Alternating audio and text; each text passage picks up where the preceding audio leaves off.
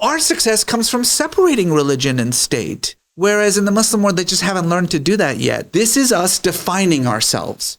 This is us as Americans looking at America and seeing a nation not just in decline, but about to fall apart at the fucking seams, having a very hard time even defining what does it even mean to be American? Like, what does that mean? And instead saying, I'll tell you what it doesn't mean to be American. It doesn't mean Islam. It doesn't mean brown. It doesn't mean, like, we can say what it doesn't mean by creating this kind of made up opposite pole that we just made. It's just like a figment of our fantasy. We saw a little bit of news here. We read one little scripture here, and we created this thing that doesn't exist, the sole purpose of which is to act as a mirror so that I could define myself. Challenge your ideas and could be considered off limits.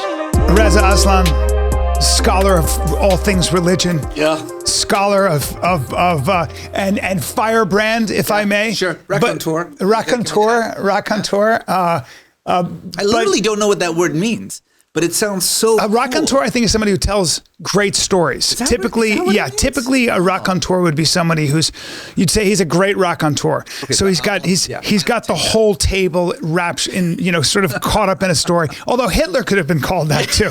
But that he was Hitler more of a great raconteur. That he could really vibrate. No, but a raconteur is usually just a guy who can, he kind of like, Yeah, I don't know if I think it has positive, typically it has positive but superficial attributes. Yeah. Right. He's a raconteur, he's a great storyteller. Yeah. You have stepped away from social media. This has been a year now. Almost a year. It's almost my year anniversary. I thought about that. Media. Yeah, we've been speaking for 9 months trying to do this thing. And I was thinking to myself, I used to see you all the time. Yeah. And you usually had, your eyes would get wide and it would. Very angry. Yep. And you'd be like, no, you're misinterpreting what I say. It was like you were ready to fight. But it's kind of weird talking about this because first of all, I hate being that dick who's like, I left social media and I am so much happier than you. But you are. Fact, I've never been like happier or healthier in my life since like leaving social media. And by the way, I do want to say, people always talk about like, social media is an addiction and all that stuff. It's so true. 100%. Those first 3 months and I didn't just like leave. So I like deleted everything, like not just Twitter. I deleted LinkedIn. Like I deleted all of it. And yeah, I was like having shivers for the first. I remember. I don't know what's happening online. I remember you making a speech because you and I were talking, and I remember you had to kind of make a statement on the Iran thing. Yeah. Where like they were saying you were an apologist for the regime. That's right. Yeah. And it's just so insane. There's no nuance, dude. You're either all in or you're all out. And but listen. I will say this. Social media had a huge role to play in making my career. I mean, that's just a fact. Like I've been doing this for a very, very long time, but it really wasn't until maybe 2012, 2013 that I kind of exploded onto the global stage, and a huge part of that had to do with social media. So I'm grateful. Yep. To social media and for my career. But also, most of the shitty things that have happened to me certainly over the last decade, the death threats, the bomb threats, the like personal security, the bullshit written here and there and all that stuff also had to do with social media. Yeah. So, I'm not going to like demonize social media. All I'm going to say is this. Is that I've never been happier to be off of social media. And when I listen to like people that I really admire who are like, drug addicts or like alcoholics and they talk about, their lives since they've, quit. And it always used to be so like theoretical to me, like, good for you, man. Like, go do that. It's crazy. That's exactly how I feel, which tells you what a fucking toxic It is. addiction social media is. Somebody was talking about, and I can't remember who it was. I saw a clip, and he was talking about how the apple itself. If you look at the apple, there's a bite out of it. Yeah. You just bit the forbidden fruit, and in a way, this race down our brainstem and social media is so addictive that the minute you're in on it, the minute you start scrolling, it's impossible not to scroll. I'm 56, dude, and I get sucked into. It's like, look, a girl in a bikini on a skateboard. What could go wrong here? 45 minutes later, I can't stop. And somebody it's designed said that way. Well, it's designed that way, but somebody said we're all doing this, and our heads are bowed down, and we're looking at our phone. Yeah. And that's a form of prayer. Now, it's not a good prayer, but we have become so sort of like we worship. This is worshiping a false idol.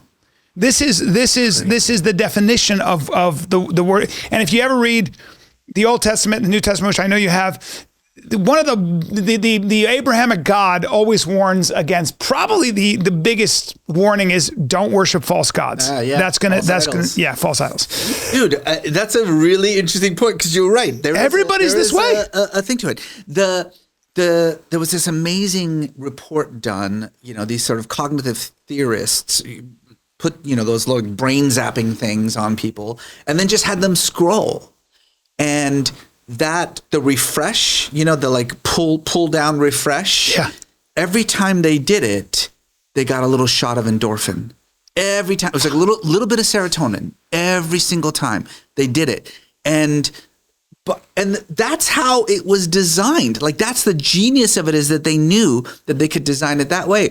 I love the fact that right now we're having these conversations about AI and how if we're not careful, AI is going to destroy us. That's called Facebook.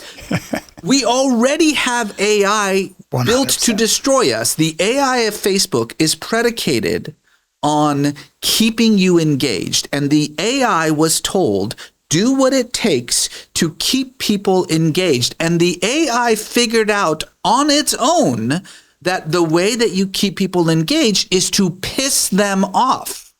If you can get a viewer to be angry, he will not leave the screen. So just get him to be angry. This wasn't Mark Zuckerberg going, I know exactly how to destroy the world. Mark Zuckerberg said, I need people on Facebook for as long as possible. Algorithm, make them stay on as long as possible. And the algorithm figured out on its own how to do that. We're waiting for AI to destroy us. It's doing it already. 100%. And it does that. And I think also, though, it ruins our ability to ruminate on just one subject long enough so we actually get a command of it. Yeah. And that's a very dangerous thing, it feels like, because you can get a snapshot that charges you so emotionally to the degree that you feel like you don't need to see anymore. I saw the truth of it. We're dealing with that now in Israel and in Gaza, which is this, I think, is the first time in our history where a war is being fought and the narrative is being won on TikTok, on everybody's phone. And my God, it's a whole different, it's asymmetrical warfare. And one could say, like, look, a year ago, there were at least some guardrails on Twitter, at least. There were some guardrails, at the very least, you would see something and there would be a message that said, this hasn't been factually verified yet, or, maybe read the article, or perhaps. And now that's gone. I know. And so it's all bullshit. It is all bullshit. I keep hearing over and over again from friends, people that I love and admire who are on social media. They keep saying like, oh my, like these Hamas terrorists, like they decapitated babies. Like, how do you talk to someone who decapitates babies? True. That's awful. You can't talk to anyone who decapitates a baby, except that nobody decapitated a baby. Like that's just something that happened on Twitter. And then it just became And you fact. Don't know who originates these things. My daughter yesterday said, Florida is banning books like To Kill a Mockingbird and 1984. And Pink recently tweeted that out. And she had a list of books. Mm-hmm. Problem is, in fact, a lot of those books are required reading in Florida. So you got it wrong. There are some books that were taken out of school libraries or at least told not to be pushed on students. There are, but a lot of the books that they said were banned are actually required reading. And my daughter, and I kind of was listening to this and I said, I don't think that's true. I just knew it didn't sound good. And then she was like, and I sent her the article today, which was, in fact, some of these books are required reading. So if Pink herself is tweeting that out to all her followers, she thought it was true too. Yeah. And it becomes, again, this is the biggest threat is there is no singular truth. There's no, I'm talking about in terms of truth. I'm talking about not capital T like God. I'm talking about the truth of this bottle's actually made of water and not cyanide. Who said? CNN or Fox? Because it depends on what side I'm on. And what I would love to do is pick your brain on, I've been criticized. Recently I've had people on who have a very American point of view on this Gaza situation and the Israeli situation. And I don't, and I'm glad I have somebody on because there are a lot of people that blame Islam in general, especially jihadi Islam, for this kind of activity, this kind of behavior. I think what Hamas did, and probably people who were not even Hamas soldiers, but the people that came through that fence, I think what they did in this case, the rapes and the murders, and we have to, I call it the stop everything button. You got to just stop and go, hold on. 100%. This is wrong. Yep. This is wrong. Let's just call this wrong and outrageous. Let's call that first. And then we can talk about this other thing called the Israeli-Palestinian situation, or we can talk about, Gaza as an open air. You can get into that, but we have to kind of, sometimes in life, something so atrocious, you've got to just condemn that first and get it over here. Yeah. But having said that, I would love to, because you're an Islamic scholar. Well, I'm a religion scholar. You're a religion scholar, but I used to always, my biggest memory of you, if I had a snapshot, is you on a show, like whatever it was, whether it was CNN, going like this. Your eyes would get wide and you'd go, that's not how it is interpreted, and you are misinterpreting. It was like kind of like it was this frustration. It's my eyebrows. My wife always says my eyebrows the tell. When I'm like, when I do this with my eyebrows, that means well, I'm about to. You never pulled punches. Pull some shit down. Yeah, here. You didn't care that the cameras were on. You're like, I'm gonna. You couldn't not speak the way what you believed, which of course I always appreciate. Can you in a way, to what degree do you hold Islam, not even jihadi Islam, not even fundamentalist Islam, but Islam itself, responsible for where the Arab states are, and where Gaza and the Palestinians are? Do you listen? If you want to blame the religion of Islam, the religion of 1.5 billion people around the world, for acts of violence that occur in the name of Islam, that's fine, as long as you are now willing to blame every other religion for every act of violence committed by that religion. The FBI in the United States tells us that the single greatest terror threat to America is from right-wing Christian militias.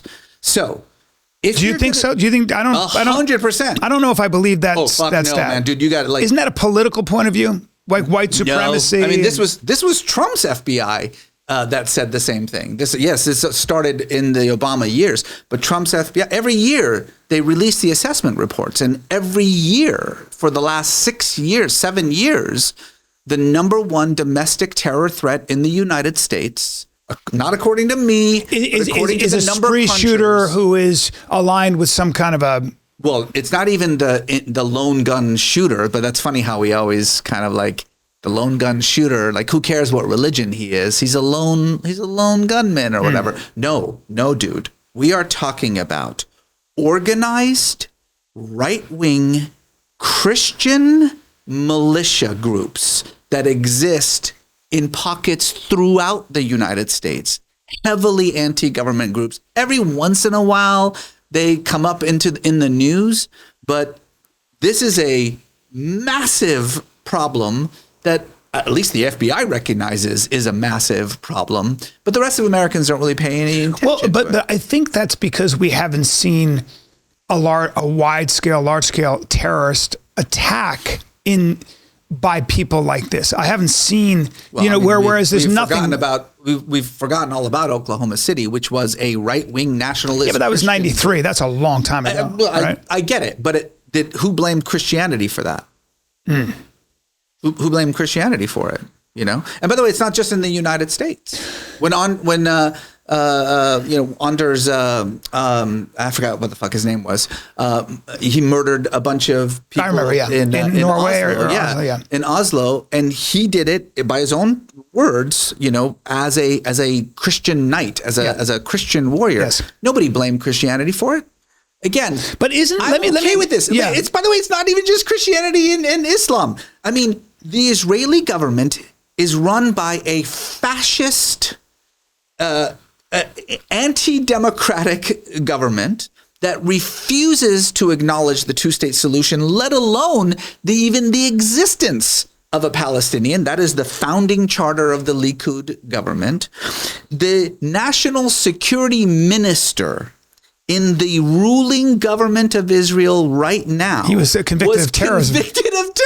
That's true. By the Israeli government. By the Israelis. It's important. We should probably blame Judaism for that, Or, okay, what about these like rampaging Buddhist monks in Myanmar who are slaughtering Muslim Rohingya women and children? Then you have Hindu nationalists in Kashmir. And then you have the Hindus. Like, again, if you are someone who genuinely believes that religion is responsible for acts of religious violence, that's a logical conclusion and one that Which you can it is. hold. Yeah. And you can hold that conclusion, but you have to hold it for all fucking religions and all acts of violence, not just one religion. Do you know what I mean? Yeah. So that's a legitimate way of thinking. I used to have fights with Christopher Hitchens on this like all the time, but I respected him because it wasn't just anti-Islam. It was anti all of them. Yeah. Like, no, he was absolutely. consistent. Every religion is responsible. Every religion has to go. Great. I disagree, but that's at least a cohesive argument. The problem is that it's not a cohesive argument. It's, this is something that's endemic to those people, but not to us or to anyone, just those people. There's something unique and exceptional about this one religion that doesn't act like any other religion in the world. Is completely different than the rest of them. And it's like, but isn't that is a legitimately that's a scholarly question. That is a legitimate question, right? What is the difference between Islam and Christianity? Nothing. If I made a statement, really nothing. But the idea of loving your enemy and turning the other cheek versus the notion of jihad. I know that the root of jihad is struggle, I think, in Arabic. Yes. So that jihad is sort of the struggle within your own chest between the flesh and the spirit. So you can interpret it that way for sure. There does seem to be, if you were to follow Muhammad's example, by the way, you could do the same thing with the Israelites. I mean, if you want to get into this, if you please everyone read the Old Testament, read the book of Joshua, read Judges, please, and you will be.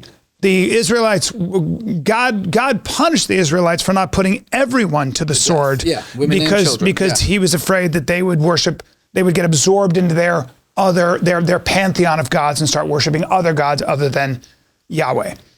So if you were to take a fundamentalist, so I just want to be fair, if you were to take a fundamentalist view of the Old Testament, it'd be very easy to say all the Palestinians have to get out of Judea and Samaria, and everyone has to be put to the sword. That if you follow the book of Joshua, if you follow, as literally the policy of the current Israeli government. Yes. You could definitely, Netanyahu did align himself with a very, very fanatical fundamentalist group of people to stay in power who seem to have not a whole lot of respect for the Palestinian villages that are there. It's not even about it's against any Jew who disagrees. Well, and a lot of Israelis would agree with you, right? I mean, Israel was in a low-key civil war before this happened. Absolutely. You had the labor and the Kud. You had Israelis are famous for debate. One of their strengths, I think, and the strengths of the Jews is that they sort of like always will push back on authority. They're gonna be like, hold on.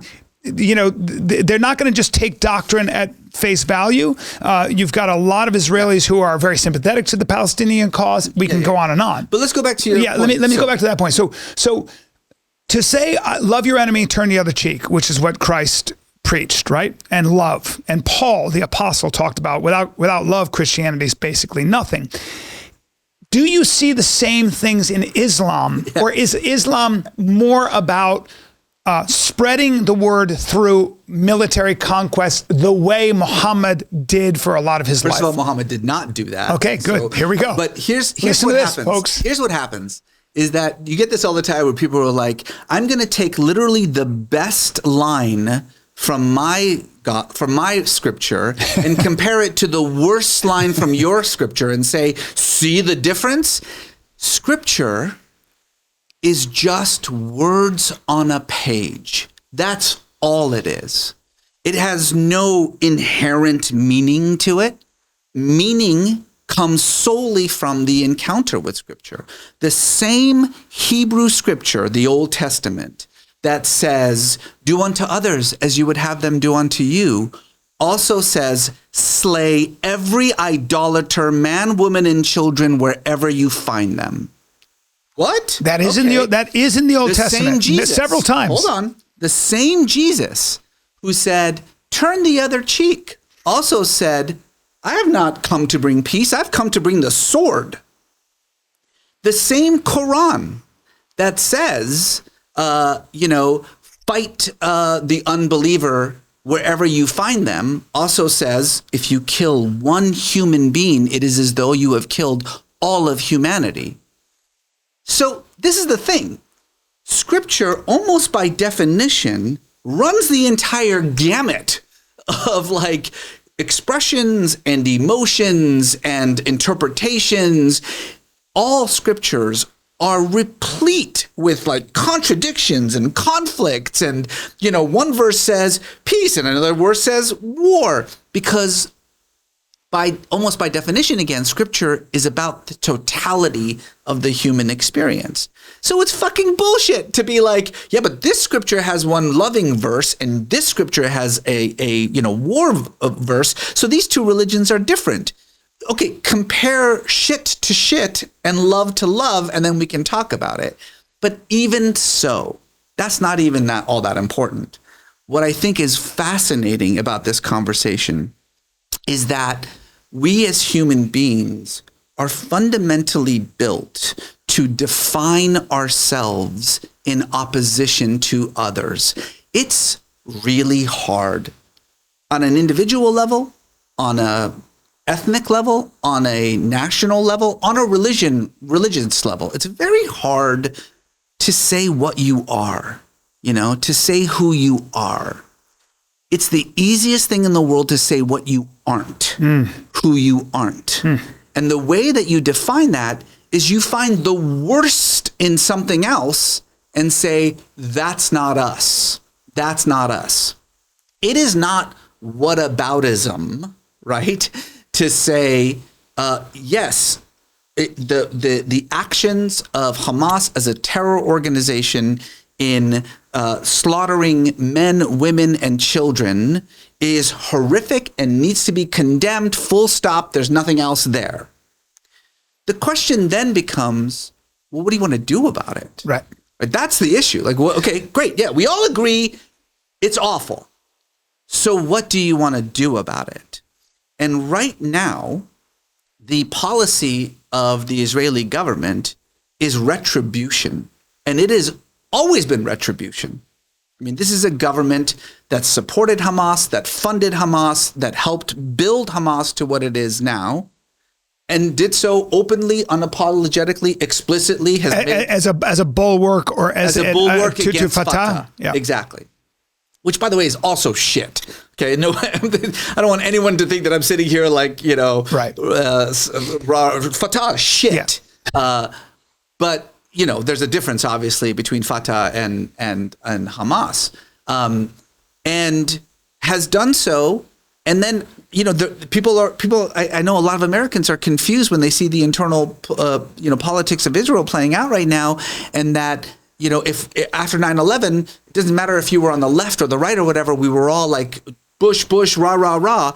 And in Israel, they're all like, fuck Netanyahu, this government, et cetera, et cetera. They're very critical now. It's weird. And you're like, wait, I don't understand. You're in the middle of this terror, because they understand the actions that have led to these kinds of moments. They know that this isn't just in a vacuum. They have the ability to condemn the horror of this terrorism, but also to say there are very clear-cut policies and actions that we have pursued that has brought us to this place. This is you're saying people have done this. This is the Israelis. There are a lot of Israelis. That's right. They're very self-critical. But like we can't in America, Well, I would say this though, and I would love you to speak to this. Sometimes you have to look at the results. So rather than get into the details of Scripture, or even the details of how we got to October 7th, which I try, and then what to do from that. Boy, good luck with that. That we could be here all day and we'd get nowhere. There's no answer. But some people have to come up with an answer, and it's the Israelis.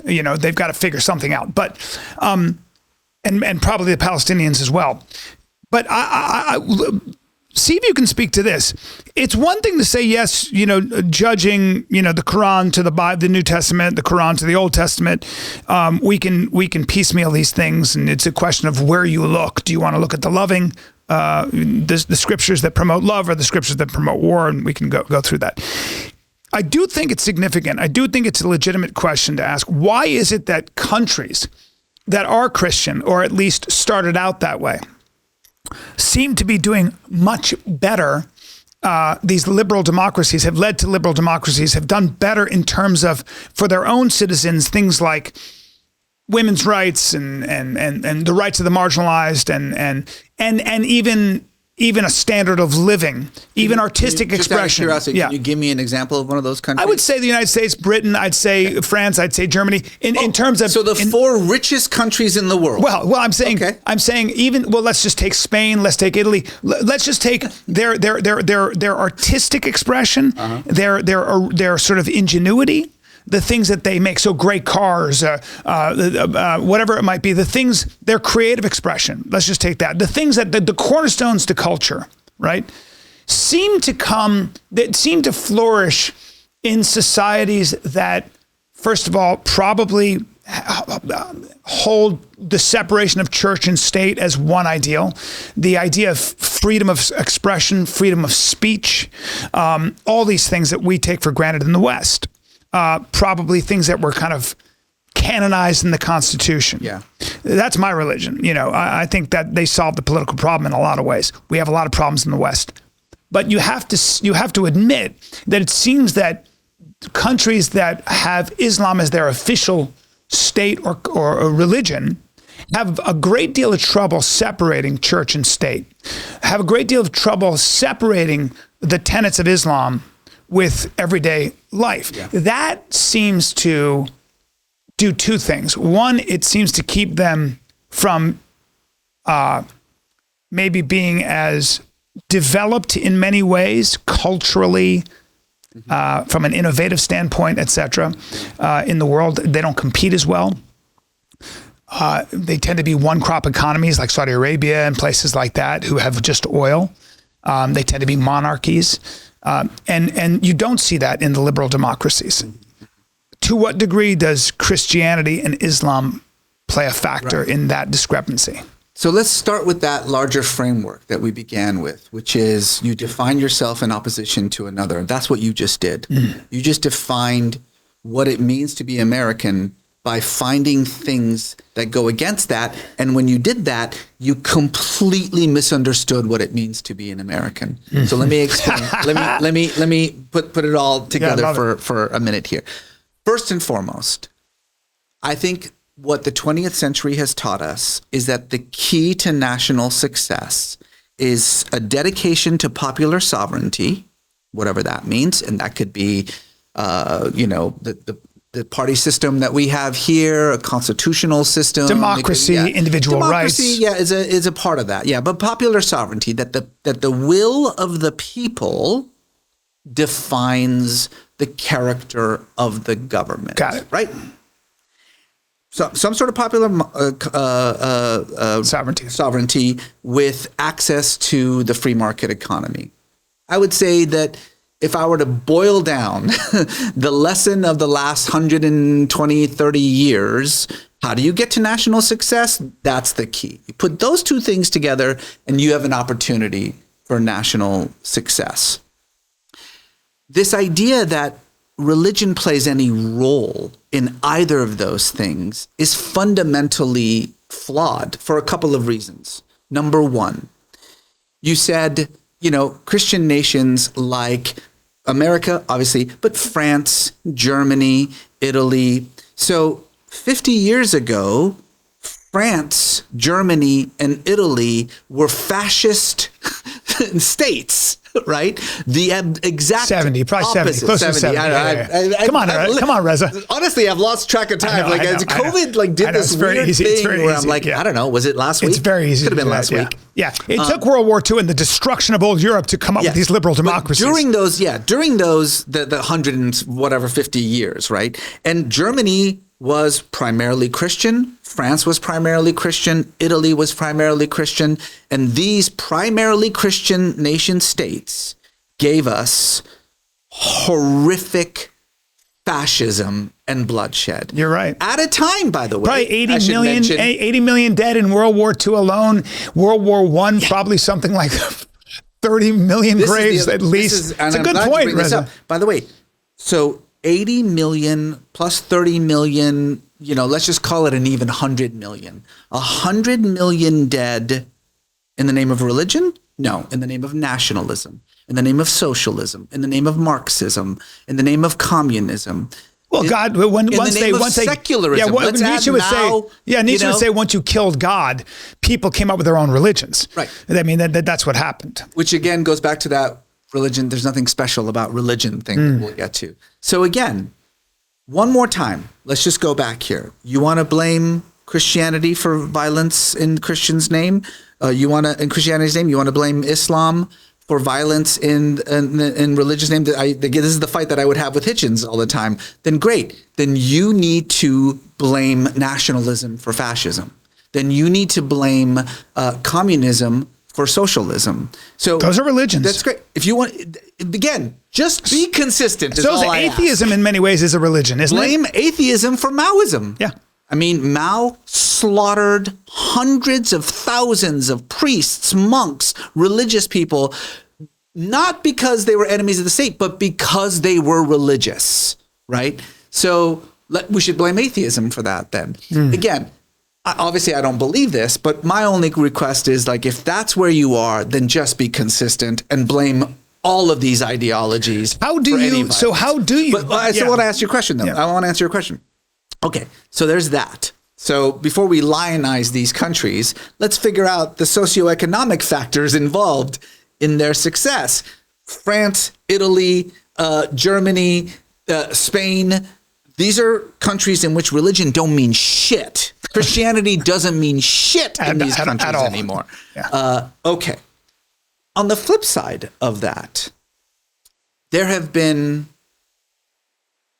more female Muslim heads of state just in the last 30 years than there have been female representatives in American Congress in the last, I think, 20 years or something like that. Senators in Congress.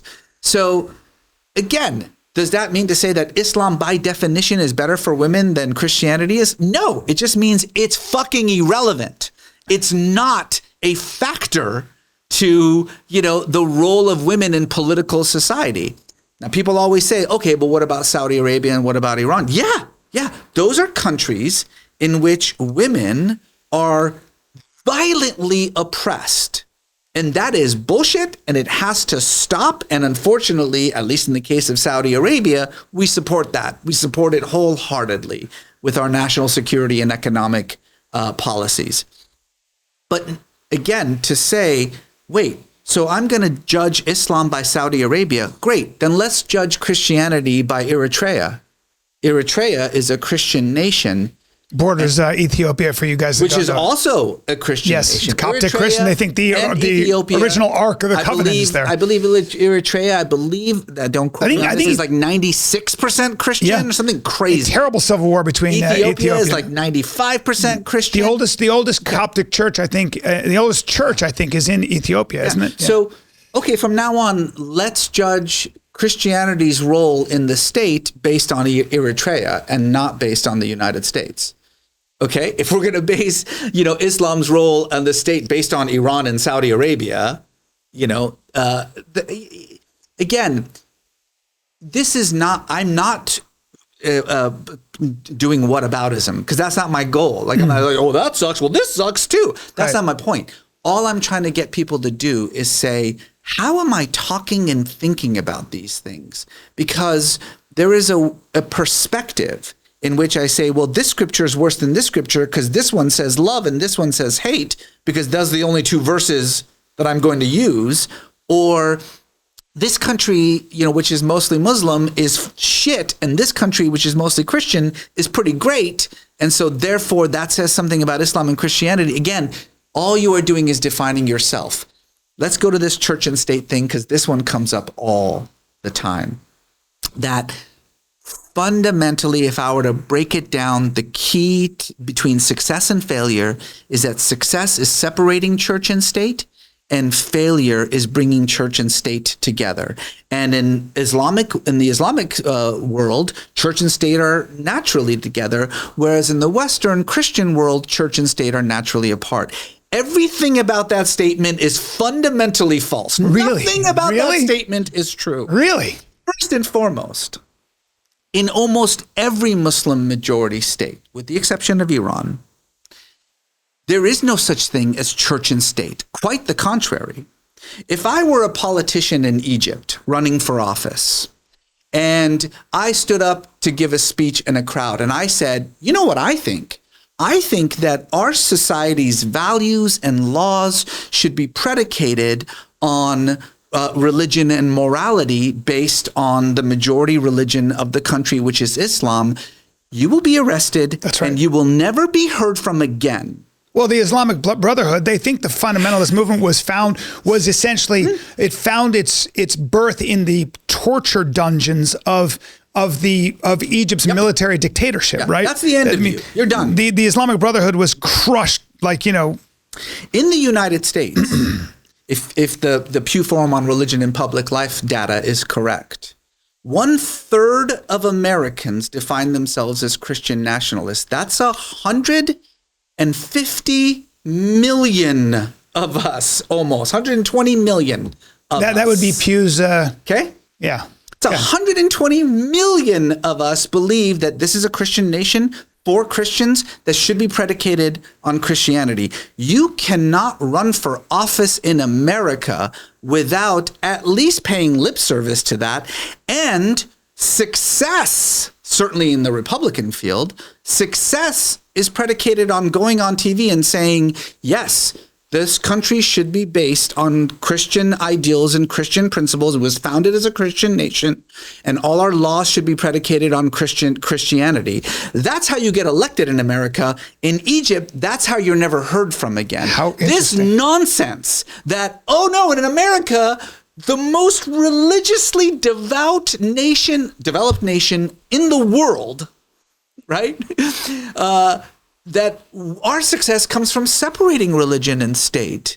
Whereas in the Muslim world, they just haven't learned to do that yet. It's just fucking nonsense. Again, this is us defining ourselves. This is us as Americans looking at America and seeing a nation not just in decline, but about to fall apart at the fucking seams, having a very hard time even defining what does it even mean to be American? Like, what does that mean? Like, say in words, what does it mean to be American? And instead saying, I'll tell you what it doesn't mean to be American. It doesn't mean Islam. It doesn't mean brown. It doesn't mean, like, we can say what it doesn't mean by creating this kind of made up opposite pole that we just made. It's just like a figment of our fantasy. We saw a little bit of news here. We read one little scripture here, and we created this thing that doesn't exist, the sole purpose of which is to act as a mirror so that I could define myself.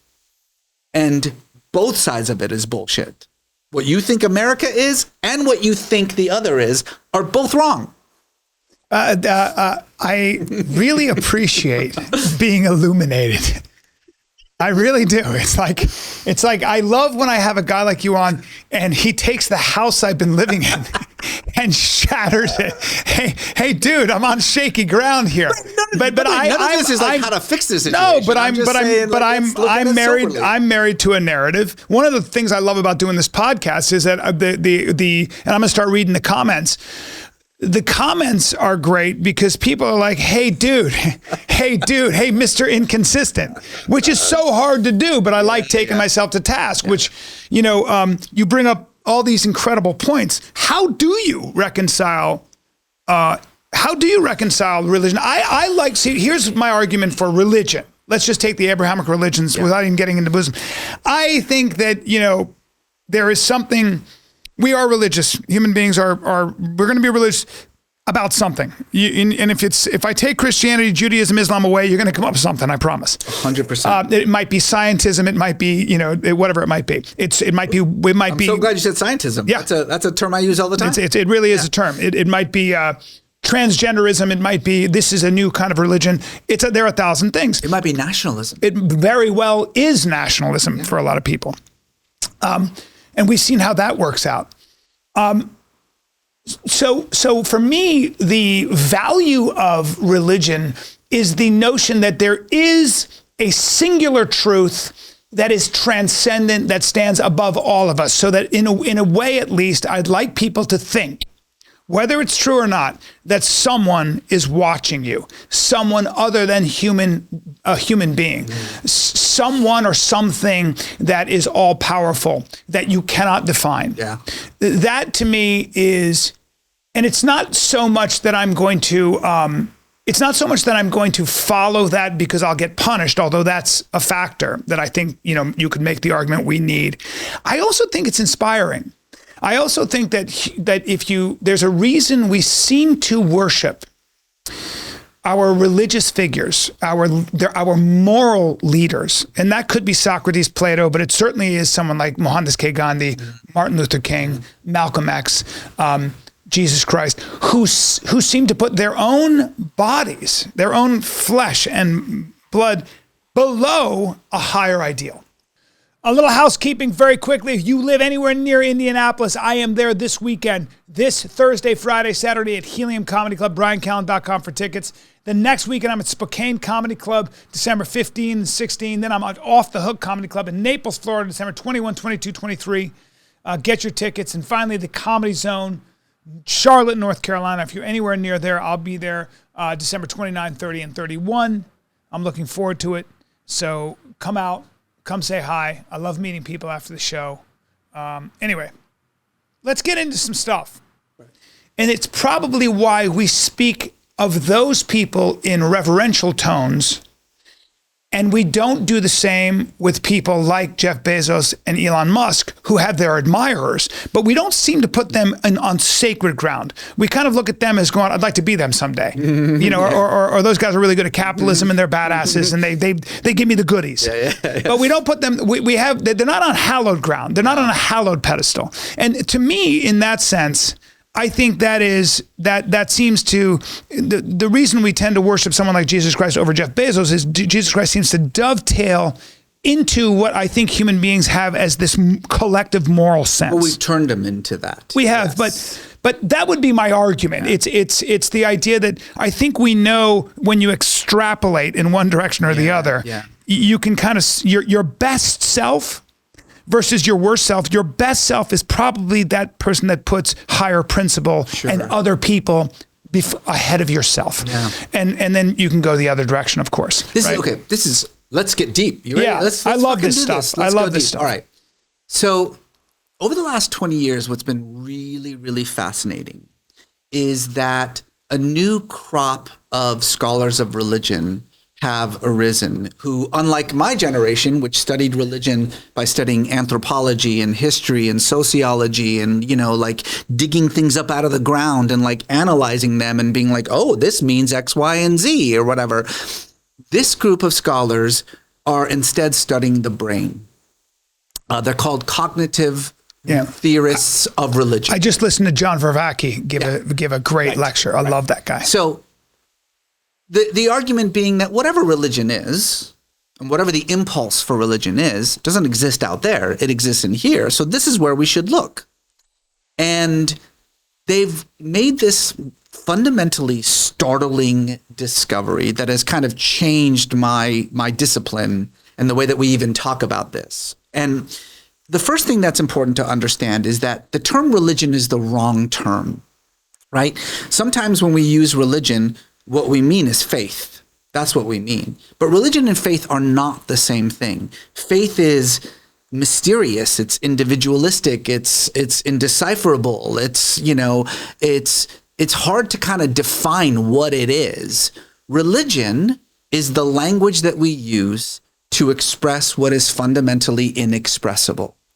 So these cognitive theorists stopped focusing on religion. And we're like, well, forget about religion. Religion is just how we talk about it, right? Religion is the institutionalization of whatever this weird impulse, and let's just call it faith. It's a limiting word, but it's something we all get, okay? Whatever this weird impulse is that exists in our brain, we express it through religion. So if we really want to figure out what the fuck this is, let's stop talking about religion, and let's just focus on the impulse. And what they've discovered is that this impulse, this faith impulse, exists in everybody. It exists in all time. It exists in every culture in the world. It actually predates Homo sapiens. It predates our species because we have found evidence for the expression of this impulse in species that existed before we existed as a species, going back 100,000, 200,000 years before we existed as a species. And now there's been some really fascinating work done by some cognitive psychologist. Justin Barrett is one who's done a lot of this on little children. And even weirder, whatever this impulse is, it's not learned behavior.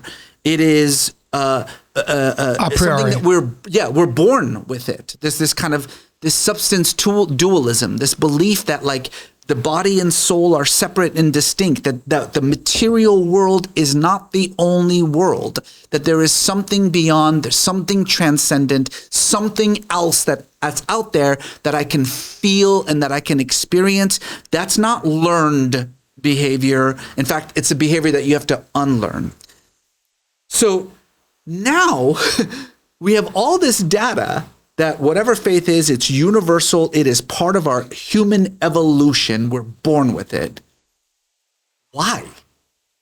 And that's where we're stuck right now, to be perfectly honest. Like what we haven't figured out yet is why. Because why we have this. Why are we born with predilection this weird, to towards worship? Faith. Yeah, towards faith. Let's just call it faith, whatever you want to.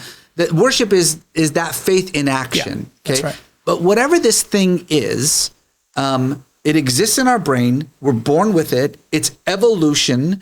It predates us. It exists in other species. It's possible that it may even exist in some animals. Like we've observed similar chemical reactions in the brains of elephants. We've observed similar chemical reactions in the brains of certain rhesus monkeys.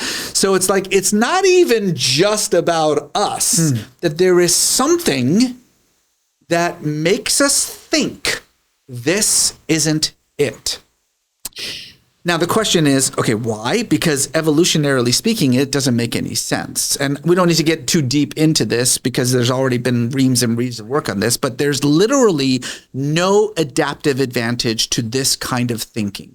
You may think that there might be, but they're really like, well, doesn't it create social cohesion? Not really. It actually it creates as much out groups as it does in groups. And in any case, social cohesion is built on kinship, not shared rituals or shared ceremonies. We can do this all day, right? Whatever reason you think there is, whatever evolutionary advantage you think the faith impulse is, you're wrong. There is no evolutionary advantage. In fact, the unanimous consensus among scholars, amongst evolutionary biologists, is that it's a disadvantage. Like in terms of the energy and the resources that you pour into something that's not real, where you should be probably pouring that into, surviving. Yeah. The idea that you would take a spear and place it in a grave with a dead person, when that spear is how you survive, that is an evolutionary disadvantage. Why are you doing that? The Old Testament is all about, sacrificing your oxen and your sheep, but that's that was hard to come by. An ox takes a long time to grow. It's a lot of meat. It's a lot, and we don't know. We honestly don't know why it exists. There's fundamentally two answers to this question. The first answer, which is the one, honestly, that most cognitive theorists and most evolutionary biologists are circling around, which is that, yes, it's a universal phenomenon, but it's not an independent phenomenon.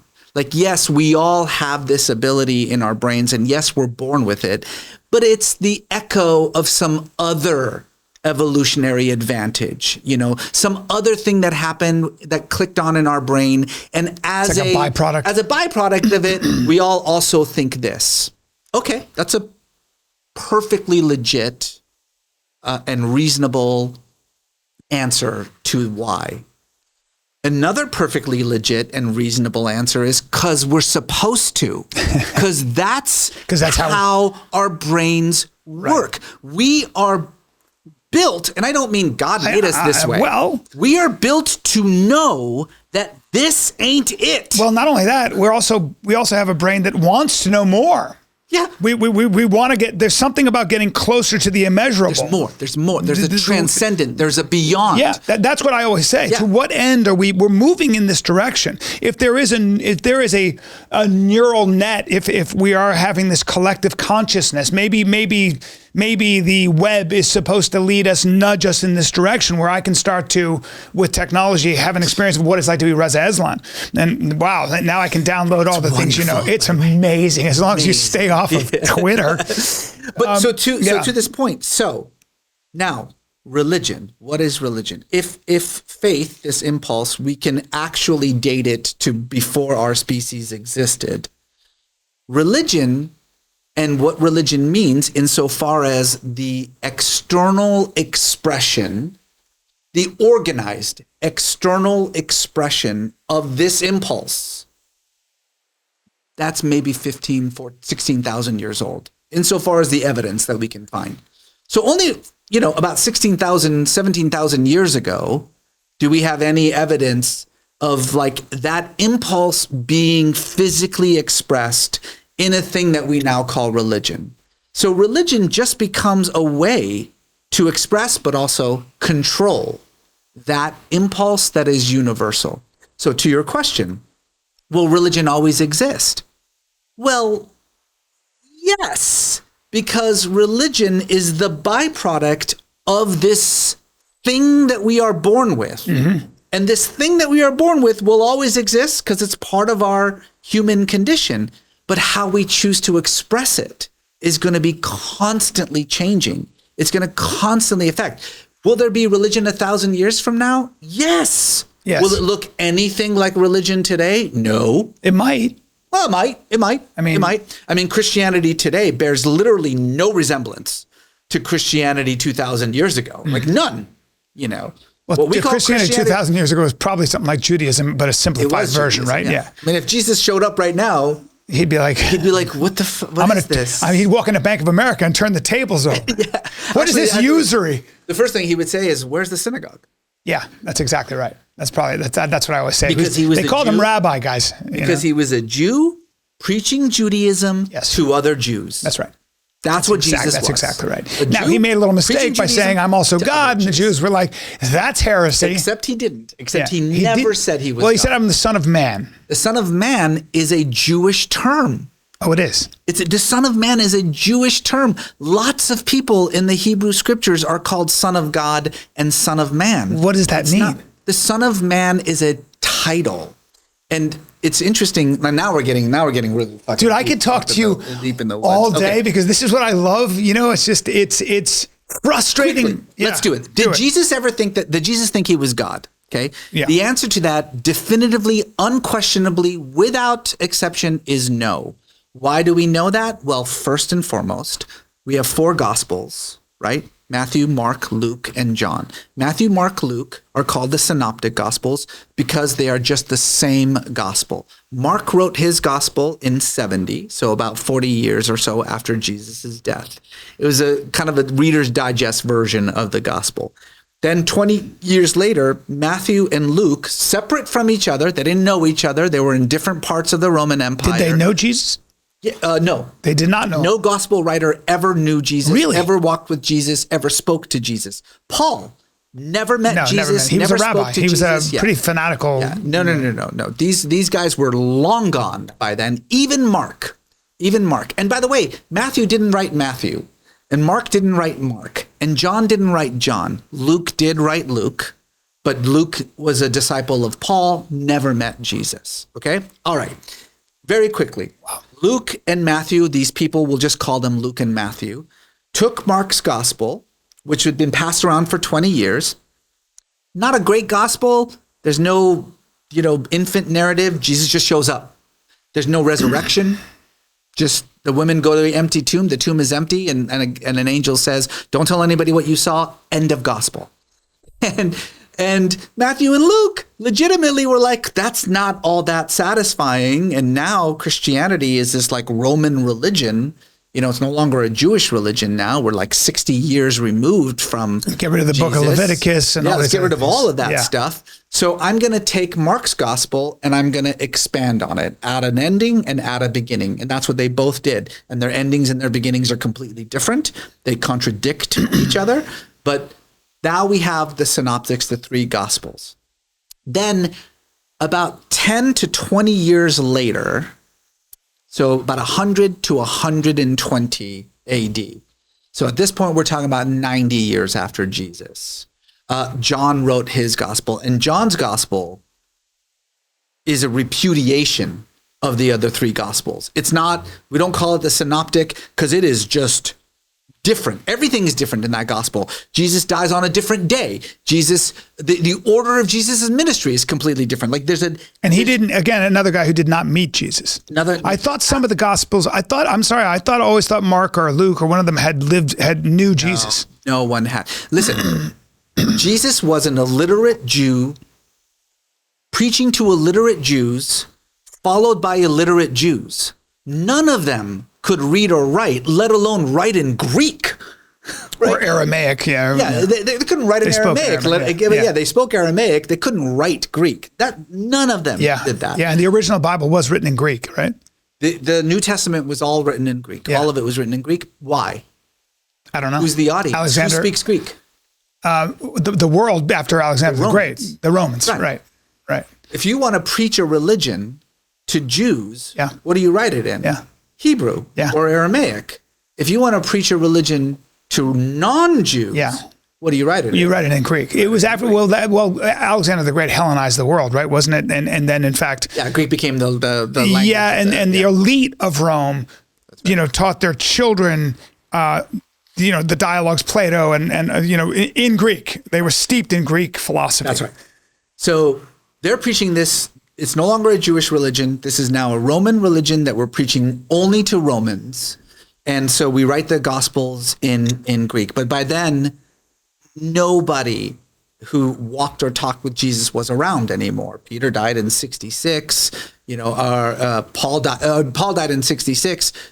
Peter died. James died. His brother died in 66 too. I believe Paul dies in like 62 or something like that. All those guys are dead. They're all gone. Where do you think the fervor came from? Just his example of dying on the cross, his radical idea of loving your enemy, his ideas of... Well, we could, I think we could talk about Jesus and what he thought of himself. But what is clear is that he didn't think of himself as God. Why? Because in all 4 of those Gospels that I just mentioned, in only one is he ever called God. Guess which one? The Gospel of John. Yeah.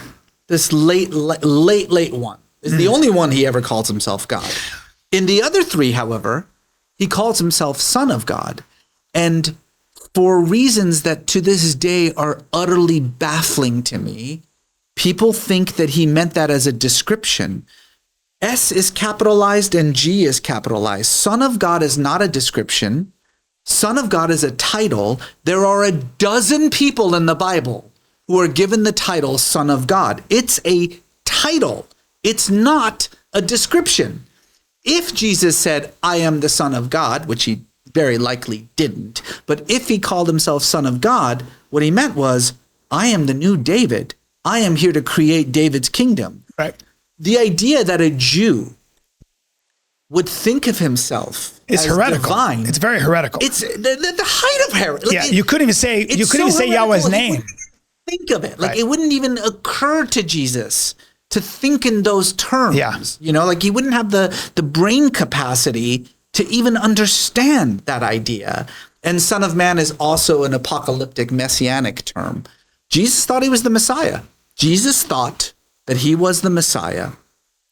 But what everyone, without exception, heard when they heard the term Messiah in Jesus's lifetime was, oh, the descendant of King David, who will reestablish the kingdom of David on earth, and in this particular case, get rid of the fucking Romans, because the Romans are occupying the kingdom. In a way, he did. And that's what the Messiah. In a way, he did. In a way, he did. Yeah. By converting them. Yeah, he did. What is your? How do you then, for yourself personally, because you wrote this book, An American Martyr in Persia, the epic and tragic death of Howard Baskerville. You know, you're still fascinated with conversion. You're still fascinated with, you know, you do make a delineation. You yourself can make distinctions between Christianity, Islam, Judaism, and why you have an affiliation with one over the other. Well, let's start with what you said earlier, which is Jesus and Malcolm X and Martin Luther King and Mahatma Gandhi and, you know, these figures, and like we lionize them and we look to them and all of that stuff. What I think those people all have in common is that they are people who, when confronted with injustice and oppression, activated their faith to do something about it. That's true of every prophet who ever existed. That's Muhammad. That's Ali. That's Jesus. That's Moses. That's Martin Luther King. That's Malcolm X. These are people that I have always been drawn to. I am a person of faith. I think faith is important to me. I think there's a reason why it's embedded in my brain, and for no other reason than to live like the fullest life I could possibly lead. I want to pursue that. Like, it's like saying, do you use truth and faith interchangeably? No. You don't. No. Yeah, I don't. I try to stay away from the word truth in every sense of it. Like, I don't know what that even means. Like, I'm not sure. If you're talking about truth with a capital T in the sort of like Platonic sense that there is this thing called truth out there, maybe, I'm not sure. Something, well, Maybe, there's a hierarchy of care. There's a hierarchy of reverence. I need money. I need a roof over my head. I love my children. I love my friends. I love certain things. I love good wine, certain things, like that. But I think there's a hierarchy, then there are things that I hold sacred. I can't measure them. I can't explain it, but I find myself in awe of those kinds of things. The notion that there is a God, for example, which kind of maybe renders me a little speechless, or I'm not able to explain it. Right? Exactly. And what does that even, like, God, I try to remind people of this. God is just a word. God is just a word. And it's so weird that this word, which is probably of every word in the dictionary, the most variable word. Like, literally every one of us, when we say God, means something different. And yet it's the one word that we all just assume we all mean the same thing. Yeah. You just said God, and you just assume that when you say God, I think the same thing that you think. Yeah. Yeah. And I guarantee you we do not think the same thing. Well, the irony isn't it? I mean, Jews and Muslims do pray to the same God, don't they? And Christians, they everybody prays to the God. Yeah. I mean, I mean, scripturally, they all. Do you? I know you and Sam Harris have had your run-ins. Yes. Have you guys debated? Oh, Sam. Oh, yeah. We've debated a few times. Because Sam, I've listened to a lot of Sam, a lot, and I haven't heard him change his mind very often, but I respect him very much. He had a very, very interesting. He's very good at sort of defining the difference between things, and he's been very critical of jihadi sort of fundamentalist Islam, right? As anybody could be. Yeah, I mean, it's like it's a death cult. I got it. Right. Sam does believe that Islam is at fault. Just to be clear, that's what I wanted to talk to you about. Sam has said in no uncertain terms, right? But the problem is religion in general, and he's like Christopher Hitchens in that sense. And he is what I refer to, and it's a label that Sam for some reason refuses to accept, but which Hitchens accepted like a shield. He would wear it all the time. Sam is not an atheist. No, he believes in he believes that. I mean, I read his book Spirituality Without Religion. That's what's so interesting about him is that he's not an atheist in that sense. Not an atheist. Yeah. If anything, he's what we call an anti-theist, by which I mean he believes that religion as an institution is an inherent evil that must be excised from society forcefully if necessary. Again, that is a view it's reasonable in the sense that, like, having that view doesn't make you a bad person, right? As long as you believe that for all religions, which Sam doesn't, right? Sam doesn't talk about Judaism the way that he talks about Islam. Yeah. That's just clear. Yeah. Okay. But nevertheless, whereas Hitchens were like, no, everyone, all of it. Yeah. Buddhists, transcendental meditationists, all of them. Yeah. And I respect that. Yeah. Yeah. Well, I worry this. But when Sam says, and this is a direct quote, if I could wave a magic wand and get rid of rape or religion, I would get rid of religion. That is an extremist point of view. That's extremism. So I worry that Sam puts, if you got rid of religion and the notion of a sort of transcendent truth, then we are relying on human logic and rationality. And that is good luck coming to a consensus using human logic and rationality. Am I right? Well, in fact, that's what I worry about. In fact, what you end up with is the word that you used earlier, which is scientism. That's right. Sam is a devotee of scientism. But he's also somebody who meditates and believes that there are weird truths we can't figure out. Come to that, Again, look, I think Sam. I only bring him up because Sam is a guy I find myself debating. I wouldn't want to debate him because he knows more than me. He's smarter than I am. We've debated many, many times in public. And how does that go? Television. Not well, usually. Do you guys talk or is it not really? Did it create sort of a? No, we don't enjoy each other's company that much, to be honest with you. Here's I don't know him, but you seem like a great. You're just. It's such a bummer because I know from my other friends like Joe and Rogan and stuff that Sam is really funny. Eric Weinstein's a good buddy of mine. He's a funny dude. He's very smart. He's very fair. He means everyone everywhere all the best, I think. And I feel like you're the same way. And these conversations, man, can take good people who are very intelligent, and it's really hard to come to to common ground. Here's my final word on Sam. Yeah, which is he's very smart, really brilliant. I'm surprised to hear people describe him as funny because I have found him to be absolutely humorless, which I think is his biggest flaw. It was certainly in a public forum. I've just heard personally he's really funny. In a public forum, and in debates. My biggest beef with him is he's totally humorless, and it's like, it's not fun. It's not, it's more fun. It's like warfare. It's more fun to like bullshit someone and like, rib them if you're debating and stuff. But my biggest issue with Sam is that he doesn't have a very sophisticated understanding of religion. Just like I don't have a very sophisticated understanding of cognitive science. I read a lot of cognitive scientists and I borrow their ideas and, I try to make sense of them, but I don't put myself off as an expert in cognitive science. Sam makes these big, giant, conclusions about religion, and he knows nothing about religion. He's never studied religion a day in his life. He doesn't even think religion is a discipline to be studied. And so that's where our fundamental difference comes, right? Yeah. Where it's like, I hear him talk about other things and he is brilliant. Then I hear him talk about religion and he talks like the dude outside of Starbucks screaming into the wind. Like he makes the same points. Well, I've heard people say he interprets religion in a very fundamentalist way. Exactly. Right? So there's not a lot of That's exactly interpretation, right. metaphor. He reads religion the way Lauren Boebert reads religion or Al Qaeda reads religion. Like he truly does believe. You're being a little unfair right now.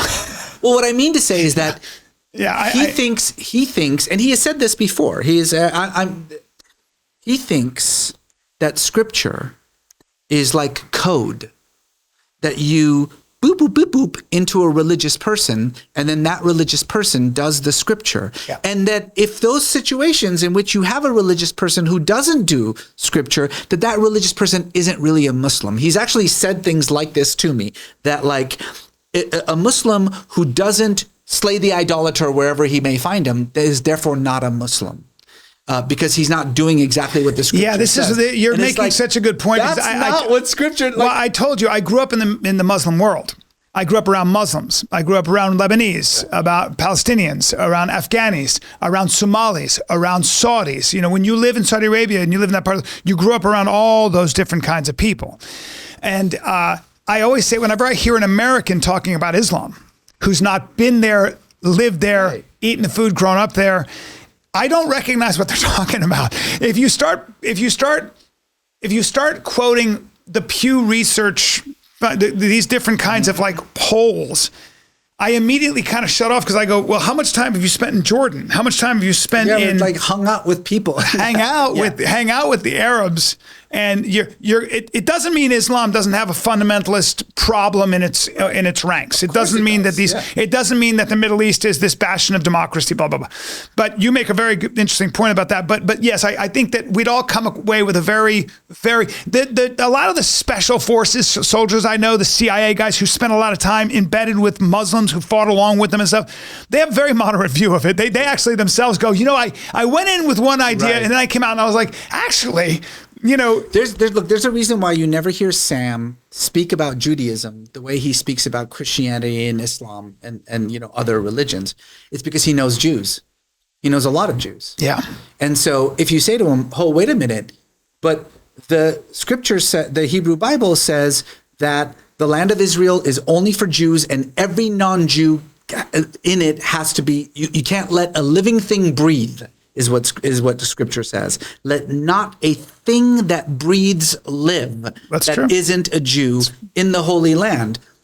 If you say, well, but according to your view that's boop, boop, boop, boop, boop, boop, code in the mind of a Jew, he would say, but that's not true because most Jews don't take that seriously. Why do I know that? Because I know Jews.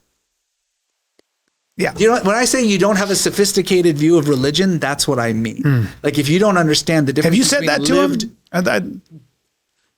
At least 3 times to his face. What did he say in response to that? I should go watch the debates. I'm not trying to beat up on Sam in any way. No. And that's what I was saying. He's a guy I find to be so intelligent and he raises a lot of questions that I think are worth asking. But you said it right. It's understanding the difference between lived religion and Scripture. Yeah. I'm going to get these facts wrong.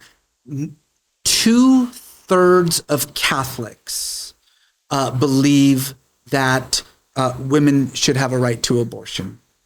And then it's like this gigantic number. It's like almost like 3/4 of Catholics believe in divorce. Well, these are things that are absolutely 100% against the religion and Scripture. But again, don't confuse the institution with the people who live the religion. With life, bro. That's not how it works. I mean, I'm too busy. It's what I always say. It's like fighting. It's a good example. You can have guys who spend their life in a classroom learning how to kick and punch. okay? And they get really good at being better at guys in their classroom who are really good at that kind of kicking and punching, that kind of jujitsu, that kind of wrestling. And then you put them. Well, then you put them in. Then you put them on the street, or you put them even in the octagon, where now it's mixed martial arts. And this guy's amazing at that particular thing.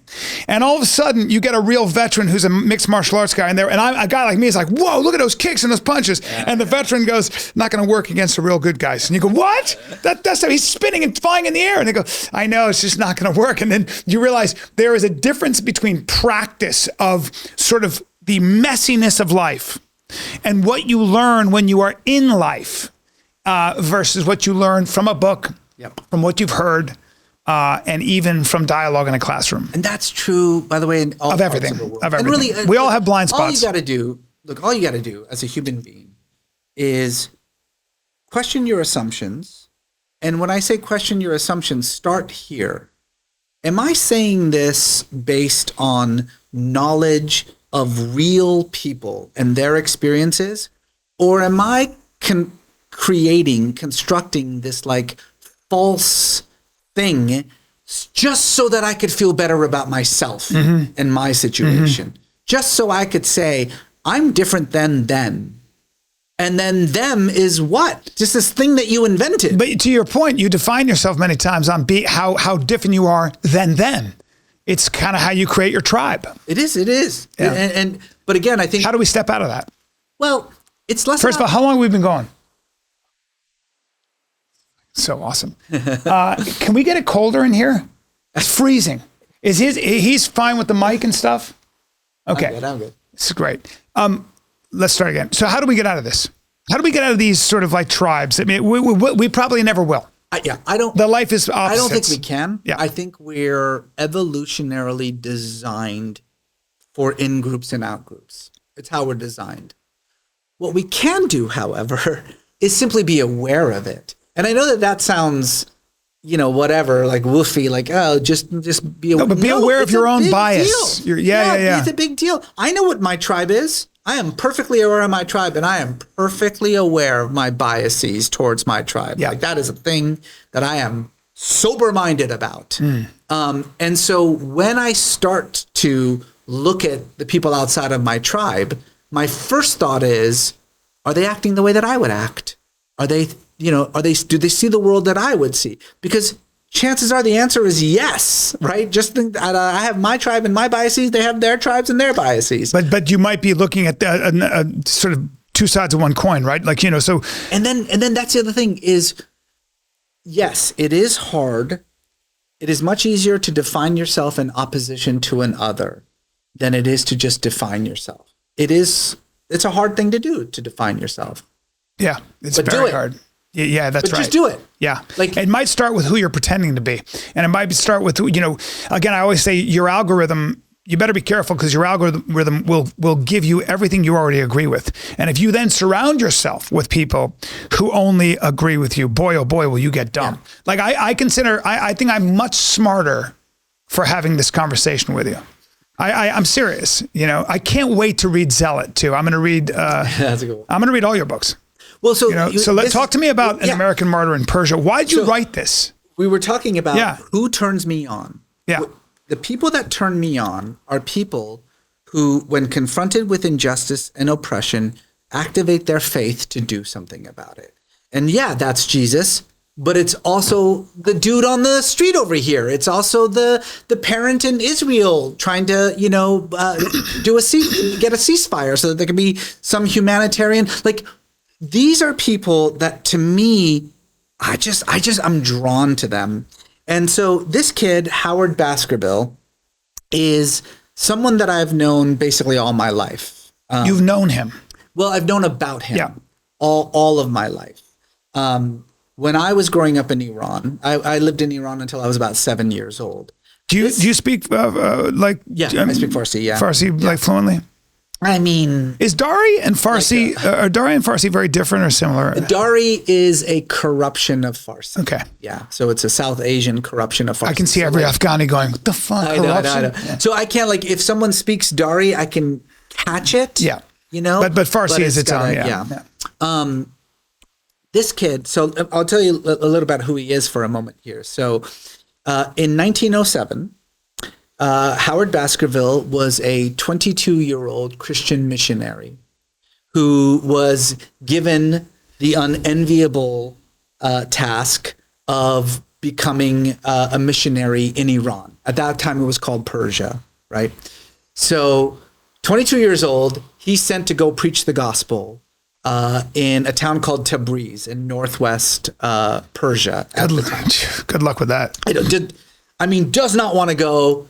It's just like kicking. You guys are all wrong. Yeah. Is this book I want you to read? Exactly. Just like, this guy, it's like the worst thing that could have happened to him. He wanted to be a missionary. He wanted to, go and preach the gospel. He wanted to go, somewhere. He really wanted to go to China. Like, that's where he was desperate to go. And the church was like, no. We're going to send you to Persia. And he was like, what's Persia? But you're 22 years old. You've dedicated your life to Christ. You're going to Persia. Like, that's where the church told you to go. That's where Jesus wants you to go. Sure. That's where you're going. So he goes there kicking and screaming, and he shows up. And interestingly enough, he shows up in the middle of what we now know to be the first democratic revolution in the Middle East. It's called the Constitutional Revolution in 1907. Yeah, it started in 1905. And he shows up in 1900. He shows up like 2 years into this revolution. A revolution, it's going to sound a little bit familiar to some people, in which a bunch of young, educated, lower to middle class Iranians, Persians, went out into the streets to demand a say in the decisions that run their life. Governs them, Iran was a monarchy at this time. And what they wanted was two things. They wanted a constitution, a document that would lay out all the rights and privileges, of the citizens. And they wanted a parliament, a legislative body that could pass laws and put some curbs on the Shah's, some checks and balances, dissipate power. This is 1905. This is the first democratic revolution. Were they studying the American Constitution? Is that what got them going? Interestingly, it was mostly the French. Okay. It was mostly the French Revolution that kind of, they knew a little bit about America. What they understood most about America is that they fought a war against a king. And so they were like, well, we're fighting a war against a king. Why isn't America supporting us? But America wanted nothing to do with this conflict. And America had no interest in Persia back then either, because oil hadn't been discovered yet. So they were like, fuck Persia. Who cares? Right. And so this kid, this 22-year-old kid, shows up in the middle of a revolution, a bloody revolution, in which, and he's there to teach English to like high school kids who in between classes are literally on the battlefield fighting a war against this, violent despot who is murdering them because they want some freedom. Wow. And it takes a while. It's an extraordinary story. It's like almost hard to believe. There's an incredibly cinematic story, but little by little, Howard Baskerville starts to transform. He is told repeatedly by the country that sent him there, by the church that, gave him the commission, by the school, the Christian school where he's teaching, that this is not his business. He's not there to save lives. He's there to save souls. He cannot have anything to do with this revolution and what's happening in it. But how many dead bodies can you see on the street before it overwhelms everything? Before it just overwhelms you. And it took a long time and a lot of really fascinating things, but sometime around 1909, at the beginning of 1909, so he's been there about a year and a half, he stands up before his class and he says, I can't do this anymore. His exact quote is, I can no longer ignore the suffering on the streets and keep coming to this classroom and talking about Jesus. Yeah. Like talking about Christ. Like, what am I doing? The only way I know how to serve this nation and these people that I've actually come to love, that I've actually fallen in love with this place, is to quit my job as your teacher, to abandon my mission, and ultimately to give up my American citizenship and to join you. And that's what I'm going to do. And in this like absolute like made for Hollywood moment. It sounds like a Hollywood movie. That's what I was going to say. In this moment, his students rise up and follow him out into the battlefield.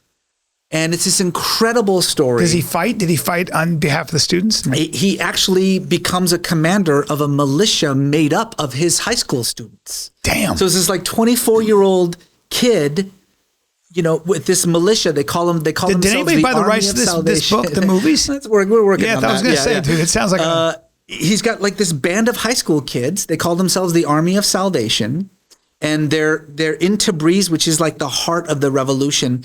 And the Shah's army is besieging the city.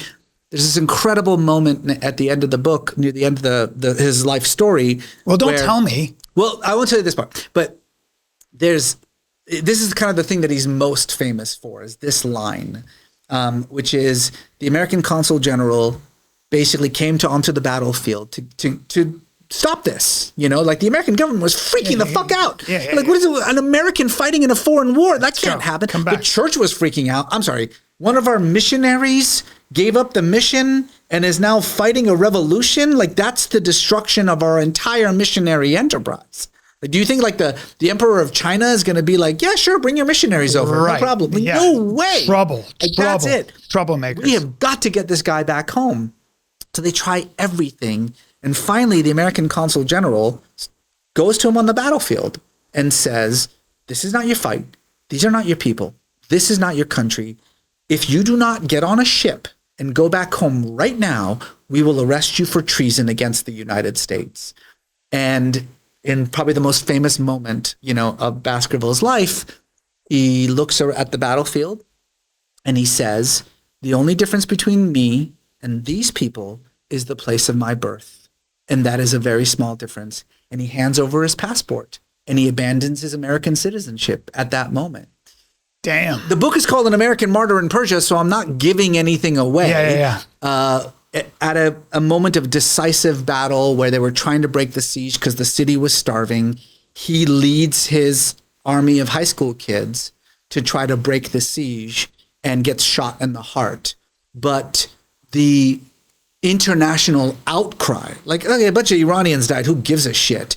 But an American died. Yeah. The outcry of that was so intense that it forced the Shah to stop the siege of the city.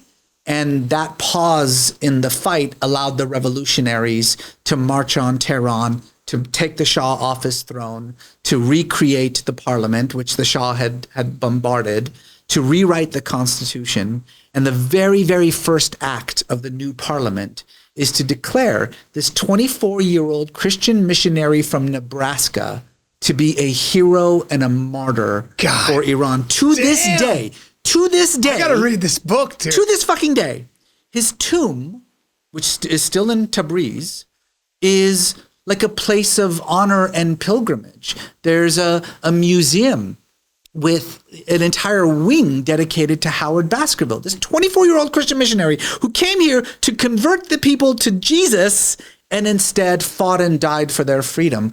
Some would say Jesus had his hand in that. That's what I'm saying. Like, that's people like that just turn me on. Like, to me, that is Jesus. That's Moses. That's Muhammad. That's Malcolm X. That's Martin Luther King. That's Mahatma Gandhi, right? People who were like, that's the inspiration. My faith isn't a thing that I do in private. My faith compels me to do something about like the shit that I see in front of me.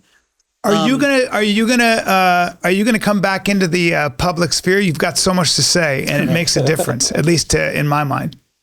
So you're saying this because I was saying that last year I quote unquote took a year off. Yeah, I retired from public life. No more interviews. No more, getting in fights on Fox News or CNN. Like I'm done with it. And I had to do that for like health reasons because it just makes me happier not to do it anymore. And I got to be honest with you, I kind of love my life now. Like, I mean, like, well, will you come back on this podcast periodically? Because I'll come back and talk to you anytime because it's just fun. I love it, dude. But I love just like, I wake up, I make breakfast for my entire family. I drive all my kids to their various schools. I come home, I write, and then I go pick them up. And then I make them dinner. And then I read to them. and then we go to bed. Not a and bad then life. It's like the next, and I'm like, wait, why would I replace this with getting into fights on Twitter? Like, what the fuck was I thinking? You're not going to make a difference. You know? Well, listen, man, I really, really enjoyed this conversation, and I hope it's the first of many. And anytime. And I found it very illuminating, and I found it, I just love that you kind of jumbled up. As you get older, you start to think you're getting closer to the answers, and then I'll have a guy like you on, and it's so refreshing to kind of think, yeah, I don't know shit. yeah, I don't know anything, and probably will say that. I probably did my job if I say that on my deathbed, because it really is a question of where you're standing and the question you're asking and when you ask it. And know thyself. That's the only thing that you can know. Yeah. Who you are without necessarily defining yourself against somebody else. Listen, I'd love to come back here at any time. Maybe next time we don't do the interview inside of a refrigerator. Dude, it's too cold in here. You guys don't know this, but we've both been freezing our ass off. Like my nose and hands are cold. I am You came here in a t-shirt. He's wearing my shirt, by the way. I brought him that shirt. I am You should keep legitimately that. It actually looks good. It looks good on you. All right. Let's end this before we catch pneumonia. All right. Reza Aslan, thank you, man. What a fucking great conversation, man. Yeah. Thank you. The following information may challenge your ideas and could be considered off.